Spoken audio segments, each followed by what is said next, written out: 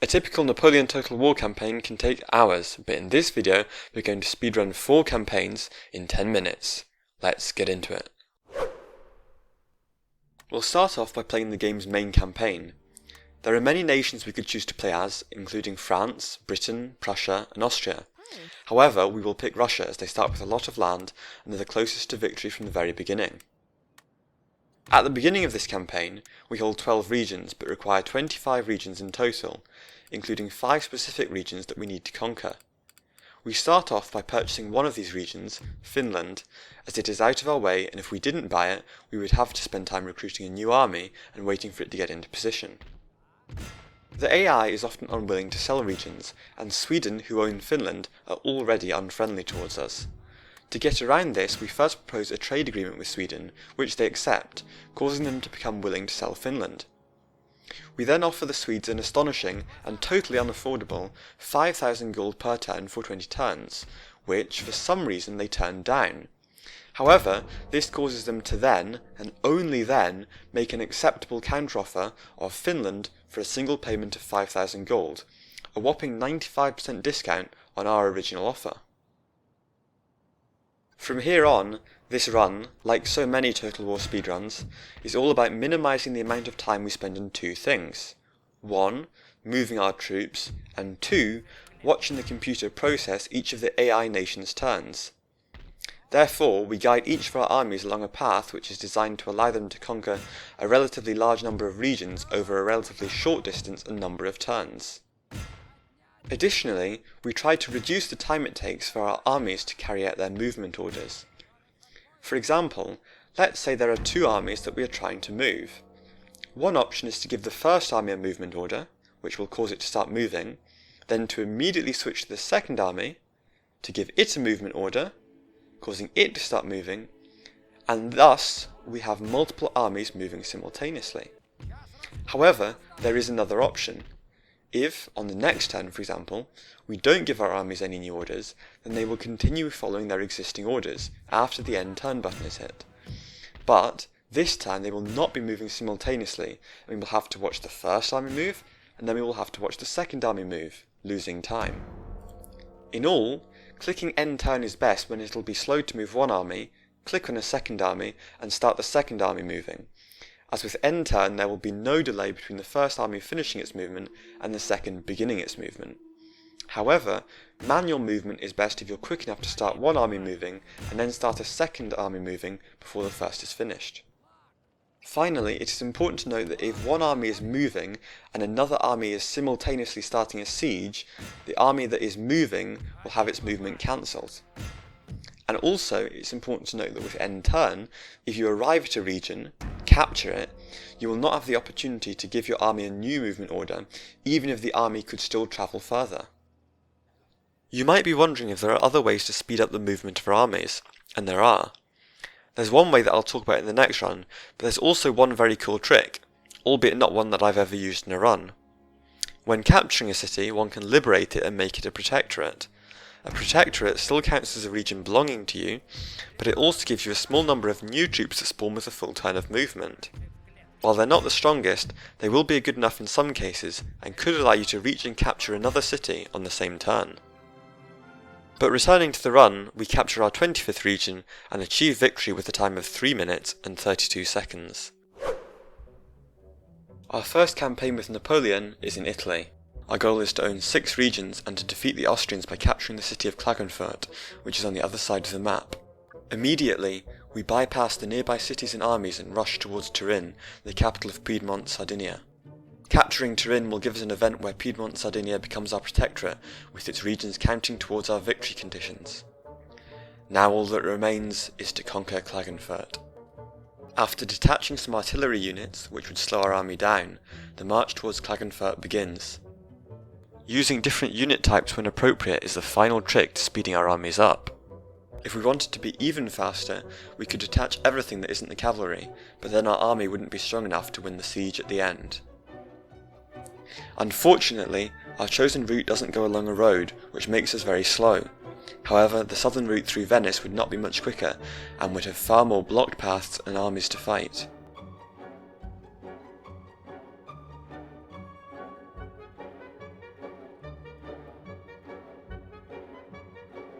From here on, it's a matter of clicking end turn over and over again, while also being ready to quickly decline any requests to surrender and accept any trade deals.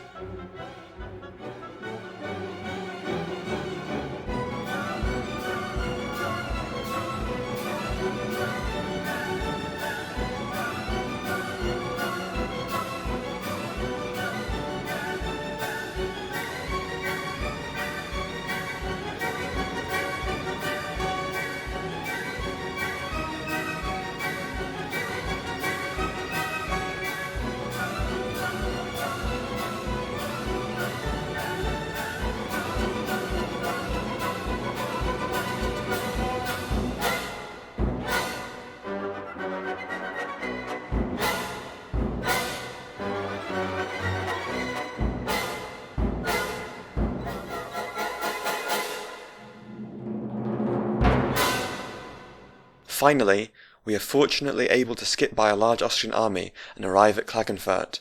We assault the city immediately to win the campaign in a time of 2 minutes and 13 seconds. Moving on to the Egyptian campaign, and we have a much greater challenge.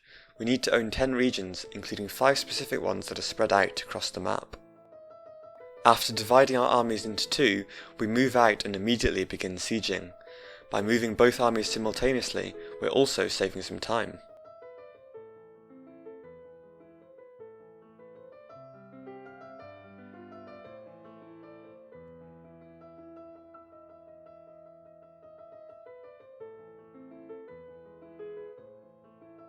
One cool trick you see straight away involves starting a siege while notifications are still on screen.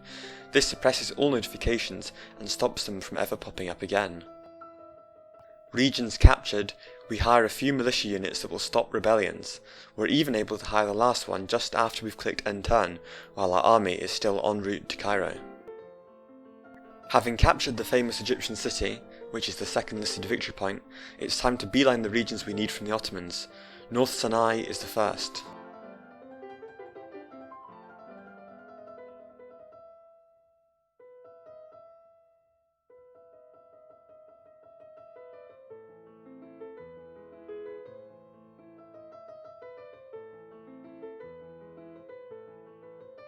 Back in Cairo, there's a rebellion to deal with, and if we don't take care of the rebels, they'll keep sieging and wasting our time, so we have to go out and fight them head on.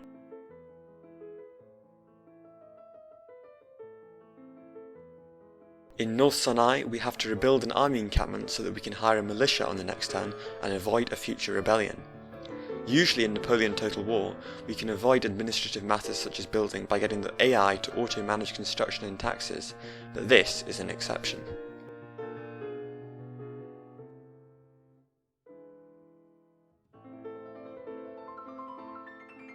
Rather than marching past the Ottoman regions we don't need, we could be sailing. However, ships are slow to build and the British control the seas. Eventually, we conquer Galilee regardless, our 4th listed victory region.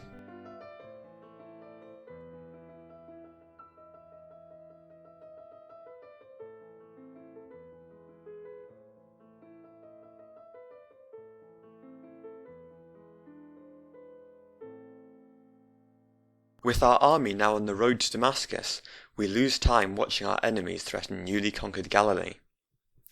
Thankfully, we're able to conquer Damascus, which is our final listed victory region, on the next turn, completing the campaign in a time of 2 minutes and 38 seconds.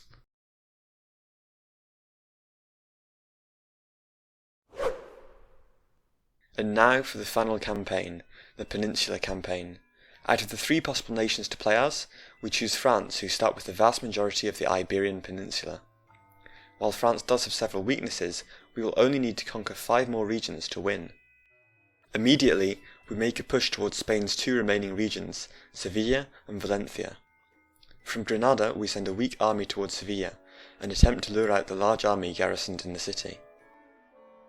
Success! Sevilla is now empty, and on the next turn we will be able to conquer both it and Valencia.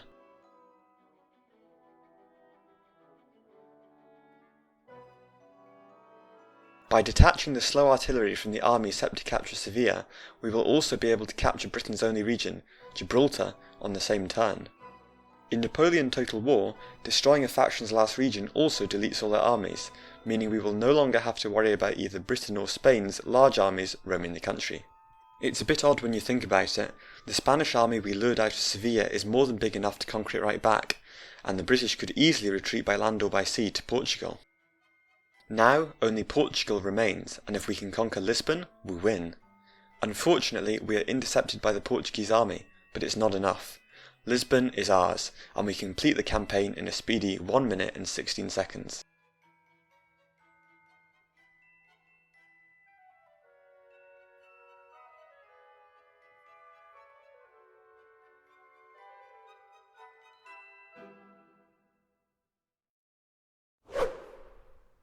So there you go, 4 campaigns and 4 world records in 10 minutes. I hope you've enjoyed the video, and if you're interested, I'd really recommend giving speedrunning Napoleon Total War a shot. I think these runs still have a lot of room for improvement, especially if you're willing to go for low probability routes and you're willing to mess around with unit size settings to see what kind of effect that has on a run, as it can be the difference between consistently winning or losing a specific battle or siege. See you!